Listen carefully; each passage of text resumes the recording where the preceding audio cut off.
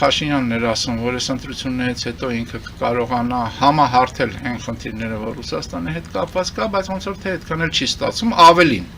այն շանտաժի գործիքը, որ Ռուսաստանը ունի Հայաստանի նկատմամբ, որը քաղաքական նպատակներ ունի, ավելին ասեմ, տարածաշրջանային եւ աշխարհաքաղաքական նպատակներ ունի, բայց գործիքը օգտագործվող հիմնական գործիքը դա տնտեսական գործիքն է,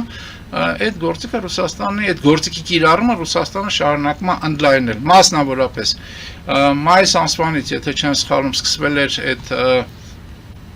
արգելանքը հայկական այն ապրանքների, որոնք արտահանվում են Ռուսաստան, դրա հիմնականում սննդի եւ սննդի արդյունաբերության, այսինքն գյուղատնտեսական եւ սննդի արդյունաբերության ապրանքներ էին, հիմա դրան այդ նույն ոլորտից ավելացավ կաթնամթերքը։ Փաստորեն ամբողջ կաթնամթերքը, որը Հայաստանում արտադրվում էր, կաթնամթերքի այն մասը, որ Հայաստանում արտադրվում էր եւ արտահանվում էր Ռուսաստան, այսօր արգելանքի տակ է